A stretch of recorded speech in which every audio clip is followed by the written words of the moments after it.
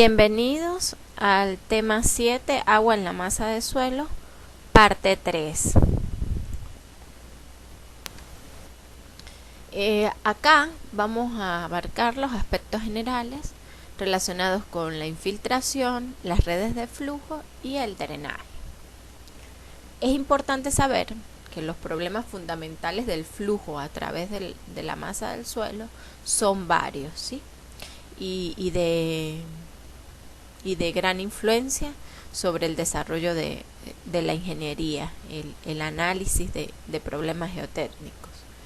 Entre estos problemas fundamentales se puede citar la determinación del gasto de infiltración, el análisis de las modificaciones del estado de esfuerzos del suelo y el análisis de las posibilidades de fenómenos de tubificación y problemas de estabilidad.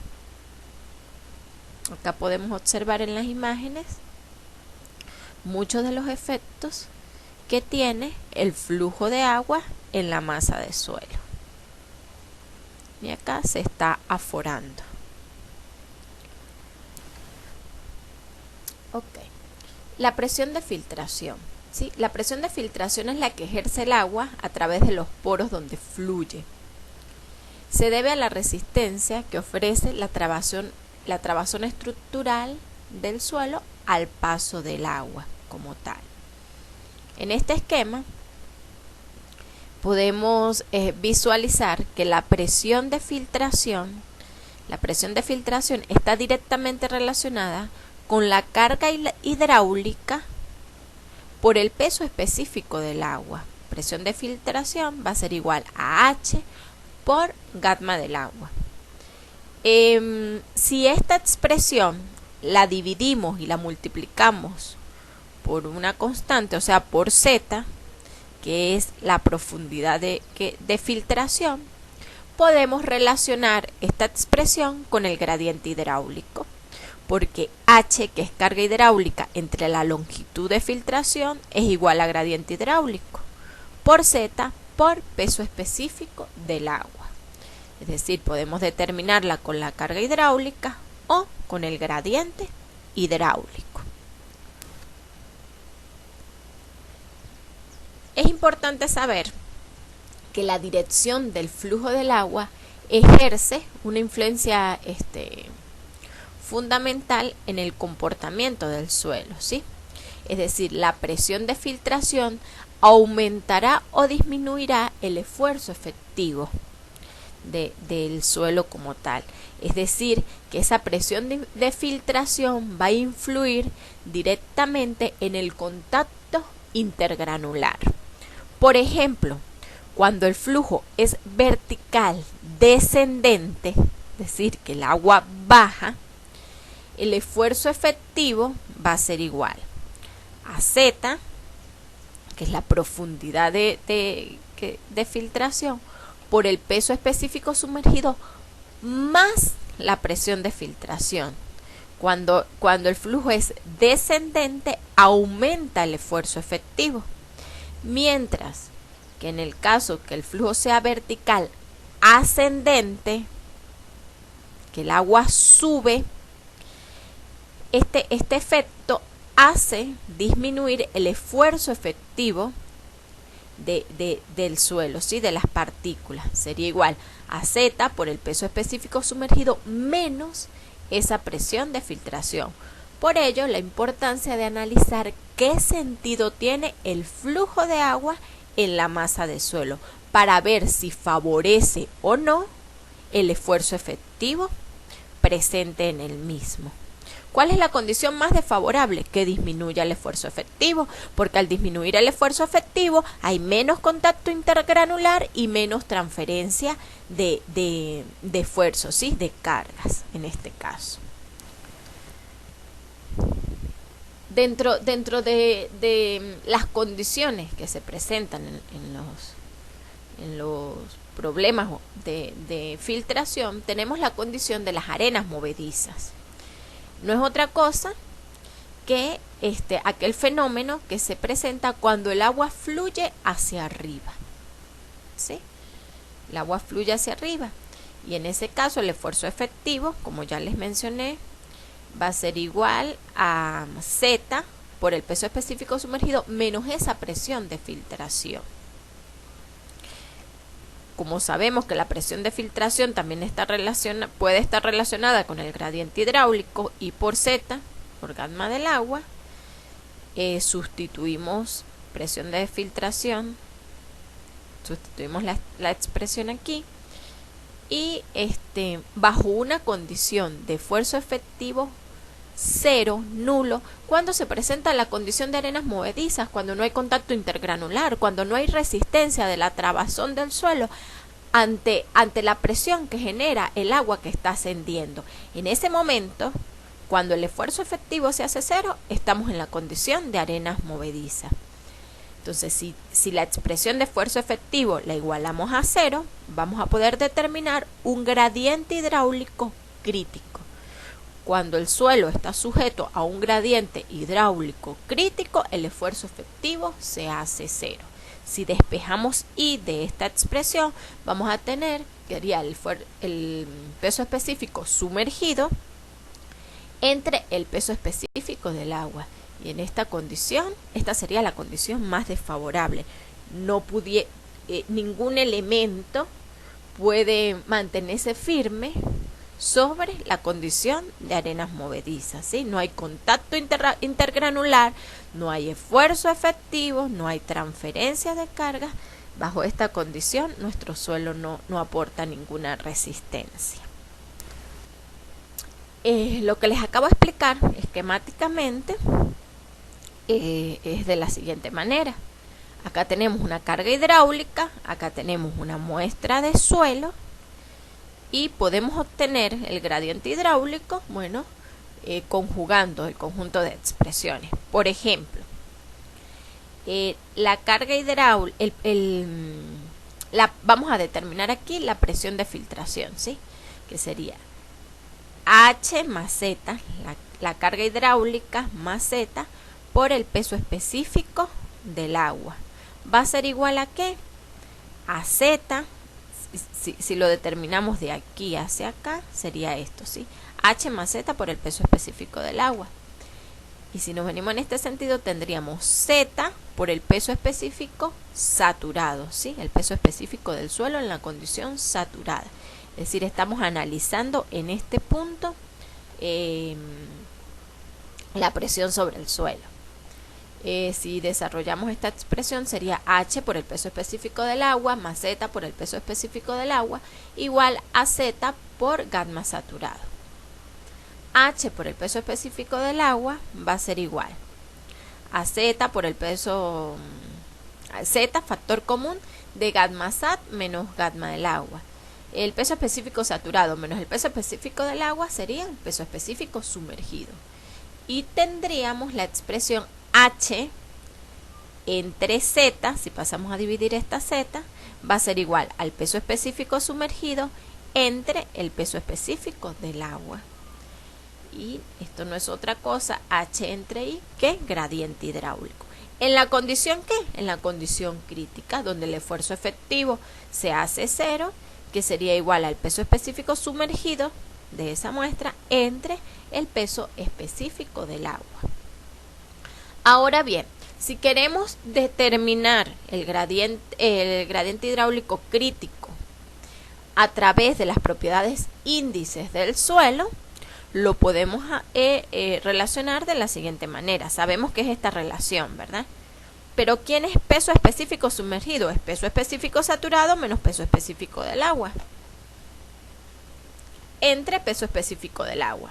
Y a su vez, a través de las propiedades índices de las expresiones que ya hemos determinado para suelos saturados, sabemos que gamma saturado es G sub S por gamma del agua, el peso de los sólidos, más E por gamma del agua, entre 1 más E. Es decir, el peso de la muestra, sólidos más agua, entre el volumen de la muestra, menos gamma del agua entre gamma del agua.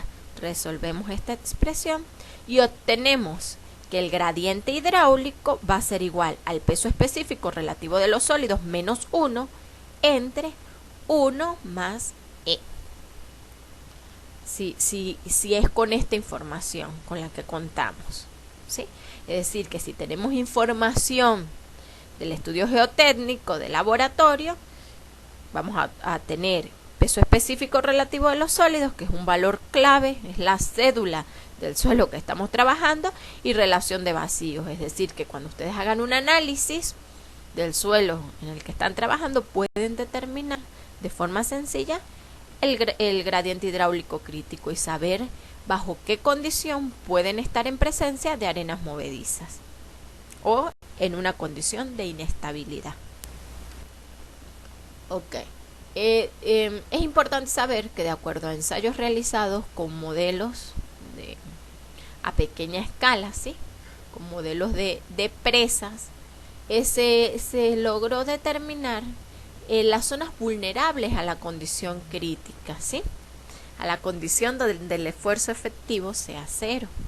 Esas zonas vulnerables a la condición crítica, donde puede emerger el agua y donde puede desestabilizarse la estructura del suelo, es en esta zona, a una profundidad D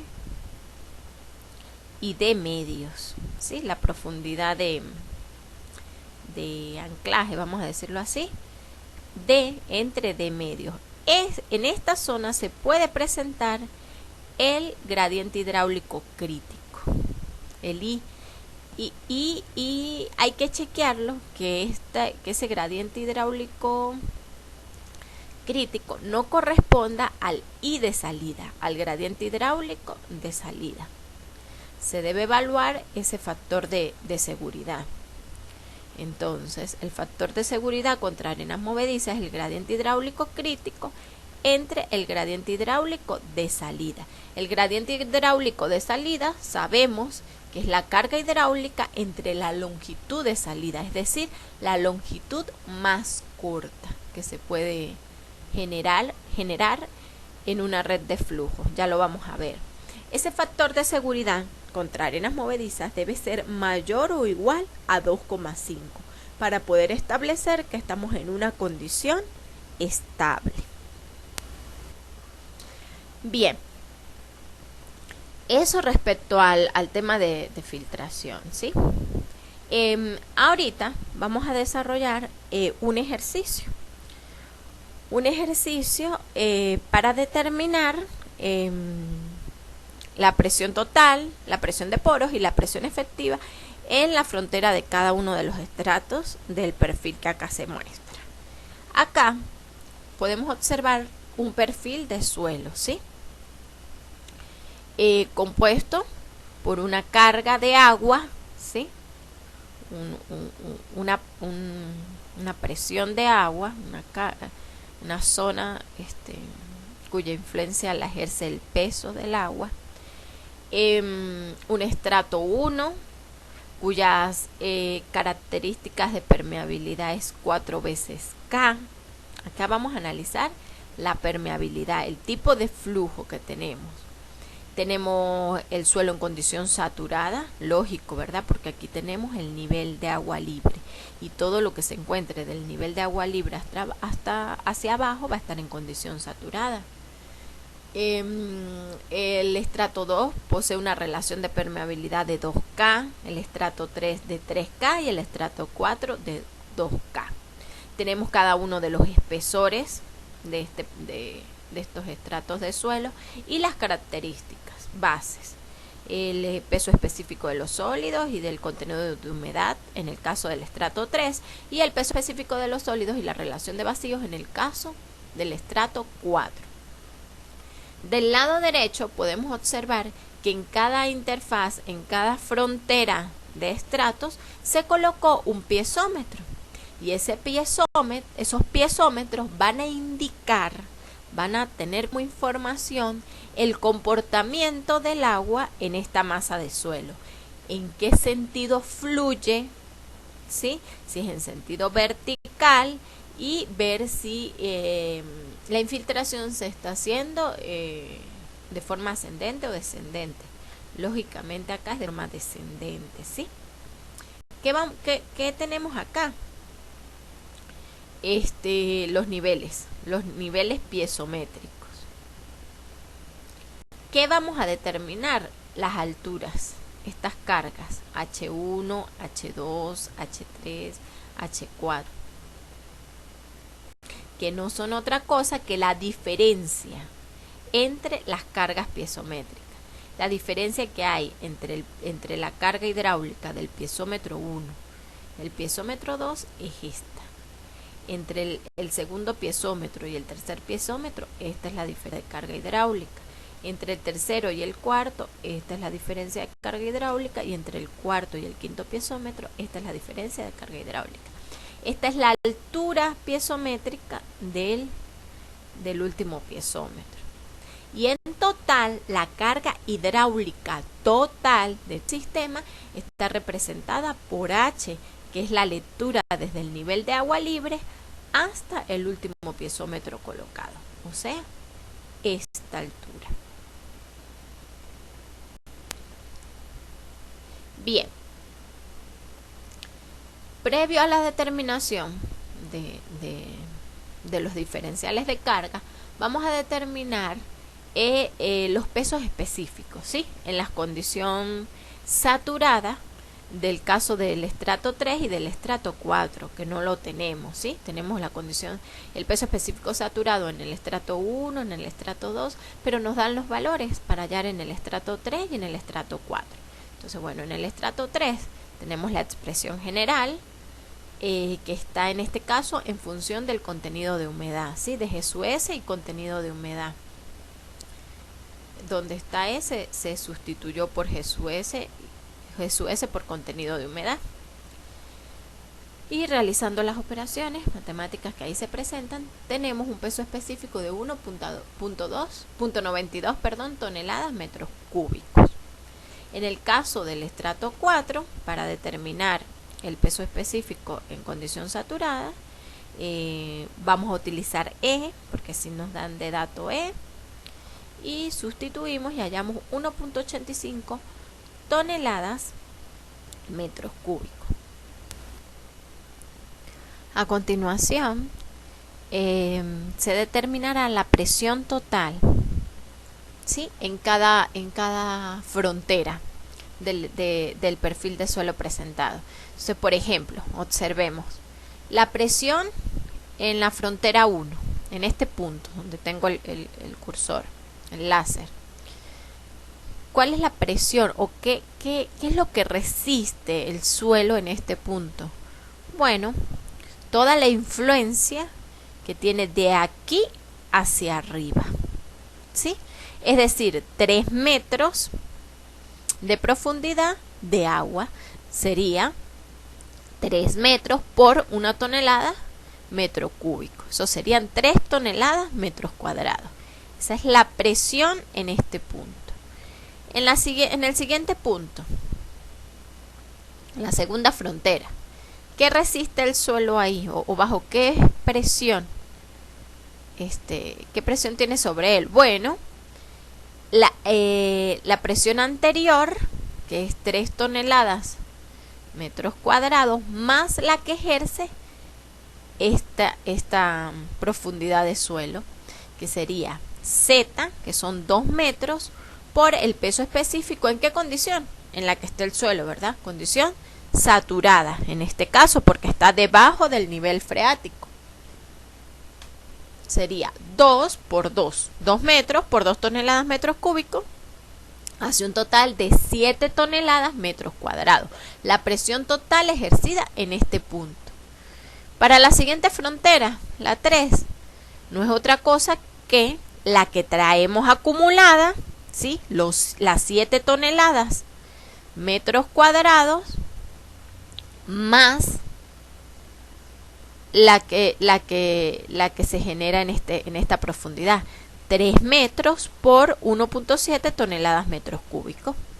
Eso da un total de 12,1 toneladas metros cuadrados. Pasamos a la siguiente frontera, la presión total en el punto 4.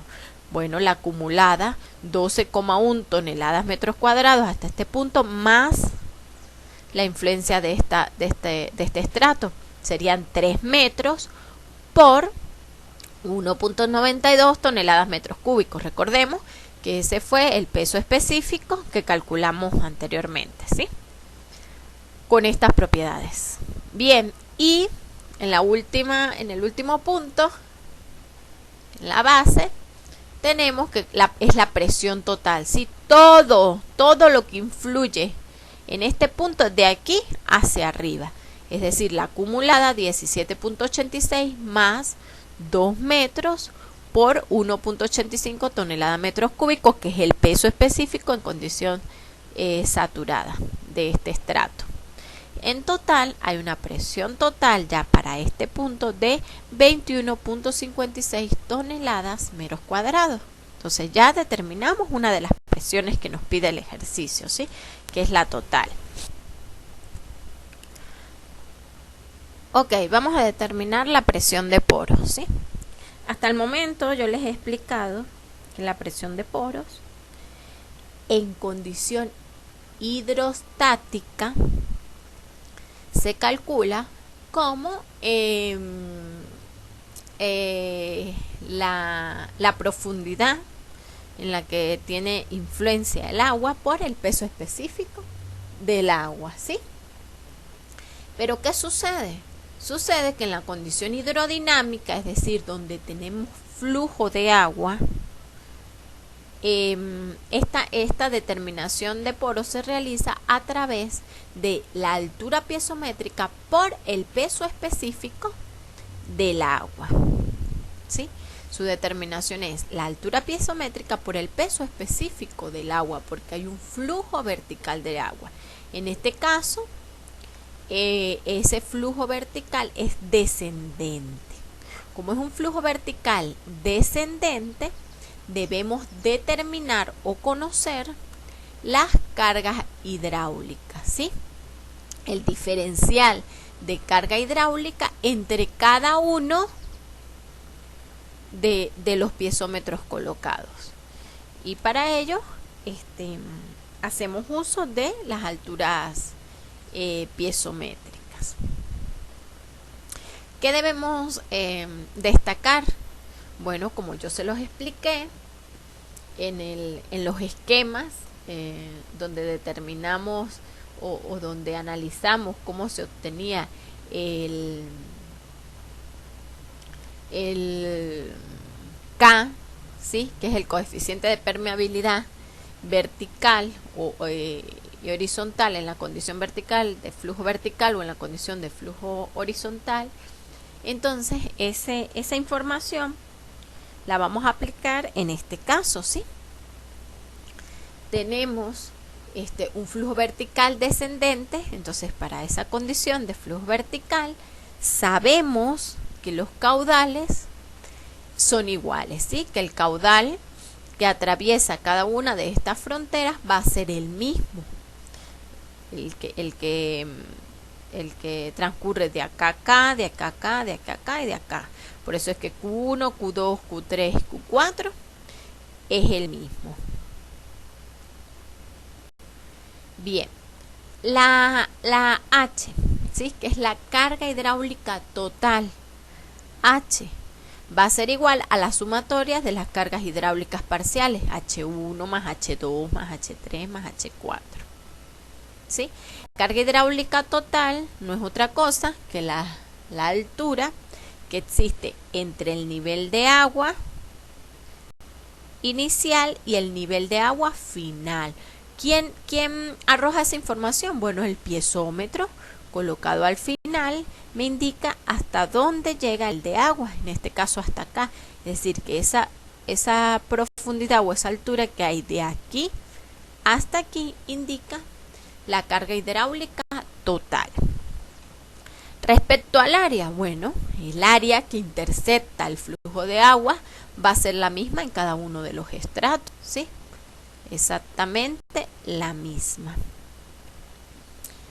Ahora bien, vamos a establecer relaciones, ¿sí? Entre los estratos para poder simplificar de una u otra manera la determinación de cada una de estas lecturas piezométricas. Entonces, si establecemos una relación entre Q1 y Q2 decimos que el caudal que pasa por la frontera 1 va a ser igual al caudal que pasa por la frontera 2. A su vez sabemos que el área que intercepta el flujo es la misma. Bueno, por la de Darcy, que es K por I por A, tendríamos que K1, que es el coeficiente de permeabilidad del estrato 1, va a ser igual al gradiente hidráulico del estrato 1 por el área 1. Como decimos que los caudales que pasan en cada uno de los estratos son los mismos, bueno, lo igualamos con K2 por I2 por A2. De acá, de esta relación, podemos establecer K1 corresponde ¿qué vamos a hacer de esta relación? Bueno, vamos a determinar H1, ¿sí? H1, despejamos H1 de esta relación, entonces H1 va a ser igual a 2 por H2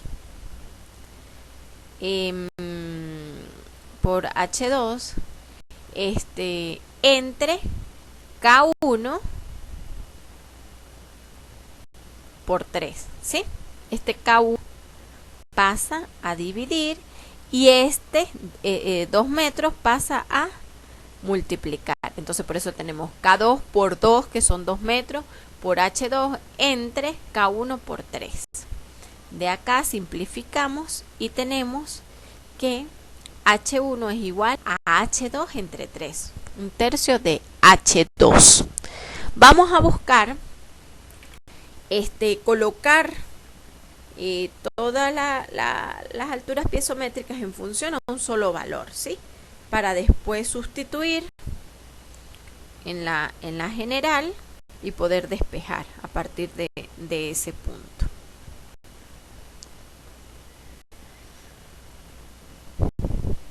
Bien.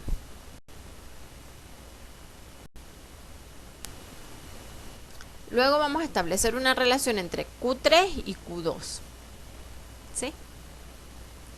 Entonces, entre Q3 y Q2, bueno, sabemos que el caudal va a ser el mismo y las áreas son las mismas. Bueno, Q3 sería K3 por I3 por A3 igual a K2 por I2 por A2. Entonces de acá despejamos, vamos a despejar H3, ¿sí? En los valores H3 vamos a sustituir y quedaría que H3 es igual a 2 tercios de H2. H3 es igual a 2 tercios de H2. La misma relación vamos a establecer entre el caudal 4 y el caudal 2. Observen que hasta el momento las tres que hemos relacionado es respecto a Q2, ¿sí? ¿Por qué? Porque vamos a llevar cada uno de los H1, H3, H4 en función de H2 para simplificar de esta manera. Entonces sería K4 por H4 entre 2, que va a ser igual a K2 por H2 entre 3. Entre 3 metros. Despejamos de acá, de esta expresión, vamos a despejar H4 y tenemos que H4 va a ser 2 tercios de H2. Recuerden que estamos sustituyendo, ¿sí? Estamos sustituyendo los gradientes hidráulicos. Los gradientes hidráulicos y las relaciones de K. Eso es lo que estamos sustituyendo. Bien. Sustituyendo las expresiones, entonces ya tenemos H1, un valor de H1 en función de H2, ¿sí? Que es H2 entre 3 más H2 más H3. ¿Y cuánto arrojó H3? 2 tercios de H2 más H4, 2 tercios de H2. todo eso igual a 10. Ya a 10 les expliqué, ¿verdad? 10 es la carga hidráulica total, cuyo valor lo tenemos. ¿Por qué? Porque acá, de este lado, tenemos todas las profundidades de cada espesor. Esto suma 13 metros.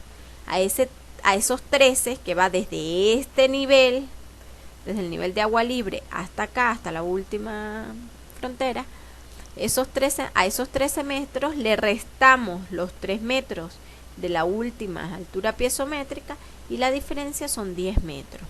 Entonces, H, que es igual a la sumatoria parcial de las lecturas piezométricas, va a ser igual a 10 metros. Teniendo esta igualdad, podemos acá despejar H2, ¿sí? H2 va a ser igual a 3 por 10 entre 8, 3,75 metros. Ya obtuve la primera altura piezométrica, ¿sí? La primera incógnita. En función a este valor, bueno, vamos a sustituir. Ya tenemos H2, vamos a sustituirlo acá y hallamos H4. Vamos a sustituirlo acá y hallamos H3 y lo sustituimos en la expresión de H1 y determinamos H1. Y sabemos con exactitud cuáles son esas cargas hidráulicas en función a las lecturas piezométricas para poder determinar la presión de poros. Ese es el objetivo, determinar la presión de poros en cada una de las fronteras. Bien, sustituyendo las expresiones para hallar los valores de H1, H2, H3, H4 y ya las tenemos, ¿sí? H3 es igual a H4. Bien, conocidos estos valores, vamos a determinar ahora sí la presión hidráulica o la presión de poros. Cálculo de la presión de poros. Hasta el momento, en la condición hidrostática, les he explicado que la presión de poros es la altura de agua por el peso específico del agua, ¿sí? La presión que ejerce esa columna de agua en el punto donde la estamos determinando. Bien, en este caso, como estamos en presencia de un flujo vertical descendente, la presión de poros la vamos a determinar de la siguiente manera. La altura piezométrica en cada uno de los puntos fronteras por el peso específico del agua. En este caso, en la primera frontera, en el punto 1, observamos que la altura piezométrica, es decir, la carga de agua de ese piezómetro serían 3 metros por el peso específico del agua. Ya para las siguientes fronteras esa condición varía. ¿Por qué? Porque va a estar sujeta a la diferencia de lecturas que se tengan en cada piezómetro, ¿sí? Esa diferencia de lecturas, esa altura, va a ser la que va a influir directamente en la determinación de la presión de poros. Por ejemplo, acá en el punto 2 sería esa carga de agua va a estar en función de las lecturas piezométricas. Entonces, ¿cómo sería? Sería 5 metros que tenemos acá, 2 más 3, 5 hasta el nivel de agua, menos H1. Y eso va a definir ¿qué lectura? Bueno, va a definir la altura piezométrica, ¿sí? En el punto 2, o sea, esta altura. 5 metros menos H1, que es 1.25. Por el gamma del agua, eso da 3.75. En el tercer punto, acá, nos interesa saber es esta altura piezométrica, ¿sí? Entonces, esa altura piezométrica no es otra cosa que 3 más 2, 5 más 3, 8, 8 metros menos H1 menos H2. Y así vamos a obtener esa lectura piezométrica, que es H3. Perdón, que es esta, que va de este nivel aquí, al punto 3. Entonces sería 8 menos H1 menos H2 por 1 tonelada metro cúbico, que es el peso específico del agua, son 3 toneladas metros cúbicos. En el punto 4, de igual manera, acá en el punto 4, sería 11 metros que hay de aquí a acá, menos H1, H2, H3. Y esa altura piezométrica por el peso específico del agua. Y para el punto 5 no es incógnita, ¿sí? Sabemos que vale 3 metros. Entonces, de esta manera se determina la presión hidráulica en cada uno de los puntos de frontera, en cada uno de los puntos. Ahora, cálculo de las presiones efectivas, que es otro de los puntos que nos piden, ¿verdad? En el ejercicio. Bueno, la presión efectiva no es otra cosa que la presión total menos la presión de poros. Ya ustedes tienen los valores de presiones totales, a eso les resta la presión de poros que acabamos de determinar, y en cada uno de los puntos fronteras vamos a determinar la presión efectiva. Observen en el punto 1, como es lógico, no hay presión efectiva, no hay contacto intergranular que resista esta carga de agua. Y así podemos observar cómo a medida que profundizamos en la estructura del suelo, en el perfil del suelo, se va adquiriendo mayor presión efectiva. De esta manera damos por concluido el ejercicio planteado. Vamos a ver ahora, vamos a analizar las ecuaciones hidrodinámicas que gobiernan el flujo de agua en la masa de suelo. ¿Sí? Este análisis es complejo. Es complejo porque vamos a considerar el suelo como un elemento diferencial, ¿sí? Vamos a considerar el suelo como un elemento diferencial en una región de flujo que tiene dimensiones de X, de Z y de Y, ¿sí? ¿Qué es importante tener en cuenta? Bueno, que vamos a suponer que la velocidad con la que el agua pasa por los tres elementos, por las tres caras que componen ese elemento diferencial, pues va a estar a su vez dividida, ¿sí? Una velocidad en la dirección X, una velocidad en la dirección Y una velocidad en la dirección Z. ¿Qué sucede? Se establece que el caudal de entrada, el caudal que entra en el elemento, va a ser igual al caudal que sale. Ok, entonces por continuidad se tiene que caudal es velocidad por área. Bien, la determinación de esta expresión se realiza a través de ecuaciones diferenciales, ¿sí? Acá, para este fin, se las voy a presentar, ¿sí? No van a tener que deducir la ecuación. Quien quiera deducir la ecuación de Laplace a partir de este esquema, de este análisis donde tenemos velocidades de entrada, por ejemplo BY, y tenemos como velocidad de salida BY más la derivada de la velocidad Y respecto a Y por un diferencial de Y. Así para X, Bx como velocidad de entrada y como velocidad de salida Bx más el diferencial de la velocidad X respecto a X más un diferencial de X. Y para Z, quien quiera hacer la demostración, muy bien, realícela y puede llegar a la misma conclusión que vamos a llegar ahorita, ¿sí? Entonces la velocidad de entrada sería Bx por un diferencial, que sería dy por dz, ¿sí? velocidad por área, la velocidad de entrada por el área de entrada. ¿Cuál es el área de entrada? Bueno, Bx entra en esta dirección, es decir, que el área de entrada estaría definida por dz por dy. Aquí lo pueden ver.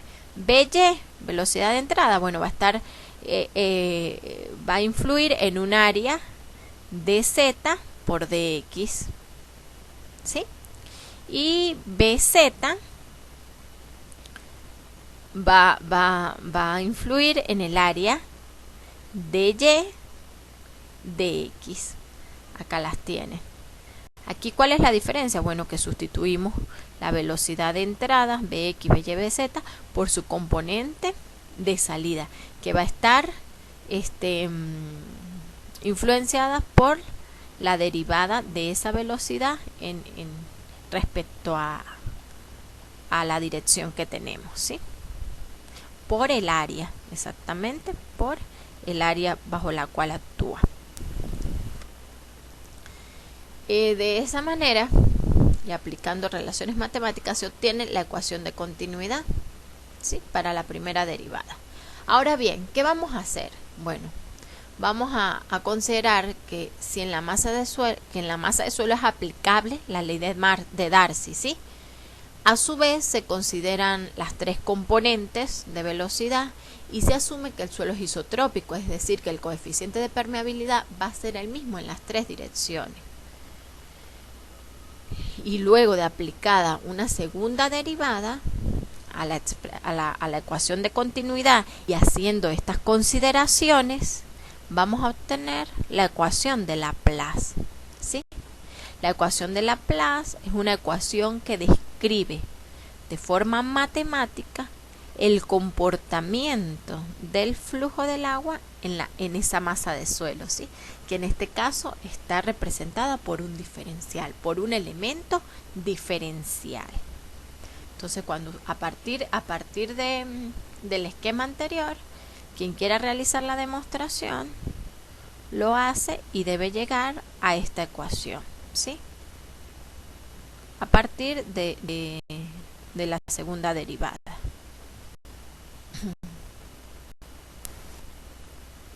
Bien, sabemos que la carga hidráulica total en un punto de la región es H, ¿verdad?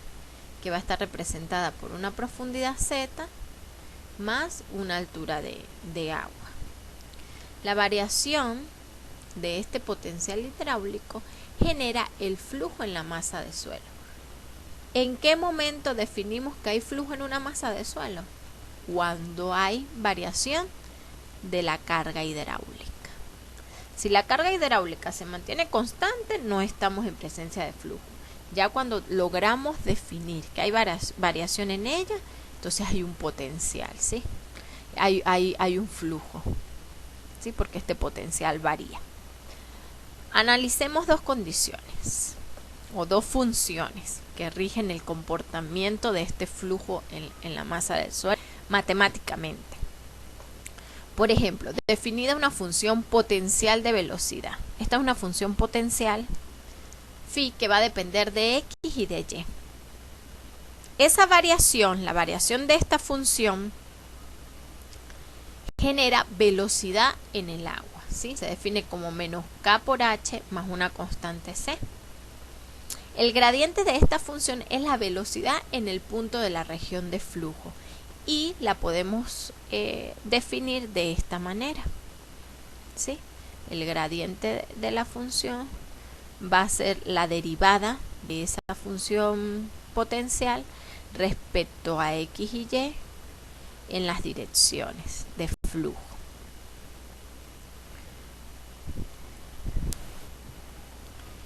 Ese phi resulta ser el potencial de velocidad y cumple estas condiciones, que la velocidad en x es la derivada de esa función respecto a la dirección x y la velocidad en y, aquí es y, va a ser la derivada de la función de potencial respecto a la dirección y, ¿sí? Derivando respecto a x y y respectivamente, volviendo a derivar respecto a x y y, vamos a obtener la segunda derivada. Y esa ecuación debe satisfacer la ecuación de Laplace, ¿sí? Físicamente, esto es matemáticamente. Físicamente, ¿qué representa? Bueno, la ecuación de potencial va a ser igual a las líneas equipotenciales, ¿sí? Por ejemplo, en una región de flujo tenemos una línea equipotencial y una línea equipotencial. Para cada valor de la constante en la región de flujo se define una línea cuyos puntos tienen el mismo potencial hidráulico. ¿Qué quiere decir esto? Que para esta línea de flujo, para esta línea equipotencial, en cualquier punto que nosotros coloquemos piezómetros, vamos a tener la misma lectura, ¿sí? El mismo potencial hidráulico, la misma carga.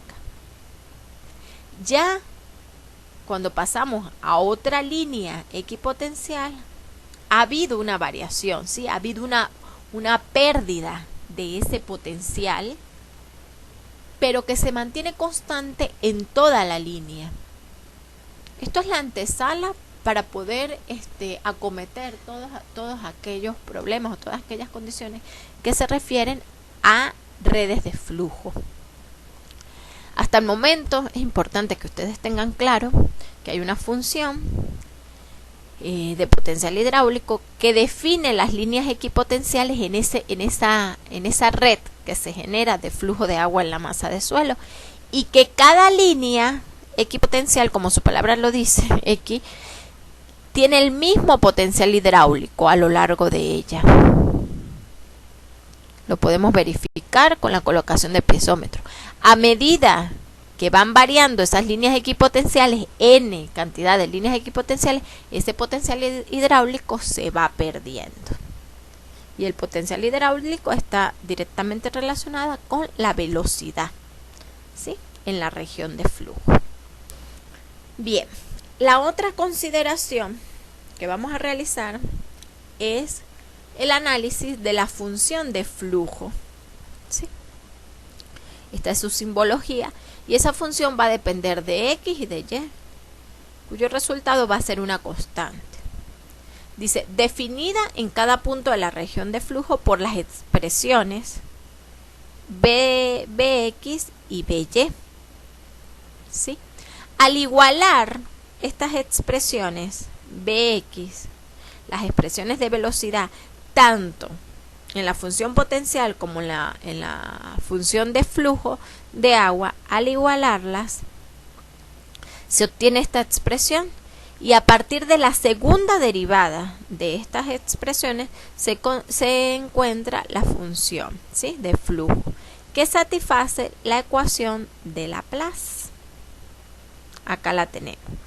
¿Qué sucede? Eso es analíticamente. Físicamente, bueno, podemos ver que cuando estamos en presencia de un flujo de agua, se van a generar líneas de flujo. Entre esas líneas de flujo se definen los canales de flujo, ¿sí? Entre dos líneas de flujo se define un canal de flujo por donde el agua transita. ¿Qué es importante tener en cuenta? Bueno, que esta línea de flujo se mantiene constante a lo largo de su trayectoria, ¿sí? Líneas de flujo o de corriente. Y así va variando en función a la n cantidad de líneas que se tengan a lo largo de la red de flujo de agua. Más adelante comprenderán mejor estos términos. Bien, dentro de las soluciones de la ecuación de Laplace para esta es una manera, es importante aclarar que esta es una manera de tratar bidimensionalmente lo que se genera en el suelo ante la presencia de agua, ¿sí? Se busca dar una solución bidimensional a toda esta condición de flujo en la masa de suelo. Entonces tenemos la ecuación de potencial, tenemos la ecuación de flujo, y todas ellas generan una constante. Es importante saber que estas son dos familias de curvas que son ortogonales entre sí. Gráficamente, estas son las líneas de flujo, ¿sí? Las líneas de flujo, y estas son las líneas equipotenciales. Es decir, que la caída de potencial que hay entre una línea y esta línea, entre las rojas, la caída de potencial se mantiene constante, ¿sí? Porque el potencial hidráulico en cada una de ellas es constante. Este es el mismo potencial hidráulico para cualquier punto que desee uno analizar en esta línea. De igual manera para acá es el mismo potencial hidráulico, y la diferencia que hay entre este potencial y este potencial va a ser el mismo en cualquiera de los puntos. Estas son las líneas de flujo, las que definen la trayectoria del agua, ¿sí? Bien, entre ellas forman una familia, son curvas ortogonales, ¿sí? Que satisfacen la ecuación de Laplace. Es decir, en cada una de sus intersecciones se pretende que existan 90 grados gráficamente. Las líneas de flujo o líneas de corriente son perpendiculares a las líneas equipotenciales. El caudal, todo el caudal que atraviesa la masa de suelo va a estar dividido entre cada uno de los canales que se generen, ¿sí? Entre una línea de flujo y otra línea de flujo hay un canal. Si tenemos n cantidad de canales, porque tenemos varias líneas de flujo, el caudal total se va a dividir en esa n cantidad de caudales para que en su conjunto el caudal de entrada sea el mismo caudal de salida. Se busca con el trazado de estas líneas generar cuadrados curvilíneos, ¿sí? Donde la relación de A y B sea igual a 1. El largo y el ancho del cuadro curvilíneo que se genere.